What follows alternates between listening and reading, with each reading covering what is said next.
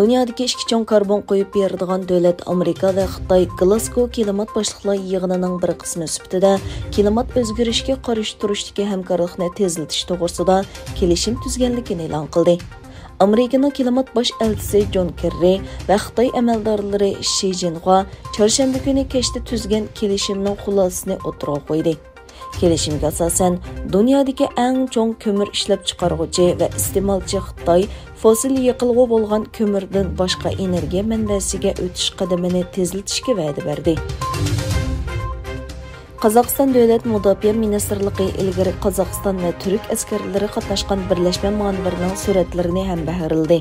Ministrlikning ommaviy taratquv hisoblarida e'lon qilingan videoda ikki davlat askarlari birlikda qatnashgan Anadolu 21 va qish qatorliq o'xshamagan manevrlarning ko'rinishlari yer olgan.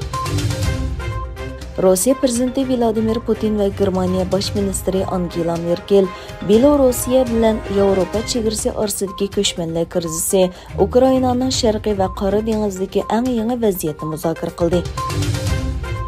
Boston kilitliqlar cho'lpini Anas Kanter CNN kanalida Kristian Amanporning maxsus ziyoratini qabul qilganda Xitoy hukumatining Uyg'urlar, Tibetlar va Hongkongliklarga qarshi elib borgan kishilik huquq dafsandichiligini fosh qilish uchun davomli tirishadiganligini aytdi.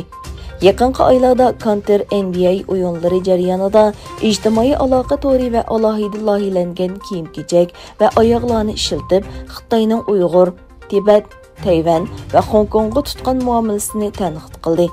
Natijada Boston kilitliqlar musobaqasining Xitoyda tarqalishi cheklandi. New York vaqt gazeti sohibxonlik qilgan munbarda Amerika tashqi ishlar ministri Antony Blinkendan Xitoyning hujum qilish ehtimoligi bo'lgan ahvolda Amerikaning Tayvanni qo'g'dashga qatnashmaydiganligi so'raldi. Blinken uzundan buyon qiziq nuqta bo'layotgan savolga javob berib mundaq dedi: Agar Xitoy kuch ishlatib Tayvanning hozirgi holatini o'zgarsa, Amerika va uning ittifoqdoshlari harakat qo'llanadi. Türkiye Tashqi ishlar ministri Çavuşoğlu Türk davlatlari kengashi boshliqlar yig'ini Tashqi ishlar ministrligi yig'inida so'z qilib mundaq dedi: Biz oila majlisimizning nomini Türk davlatlari tashkilotiga o'zgartiramiz. Buning vaqti keldi.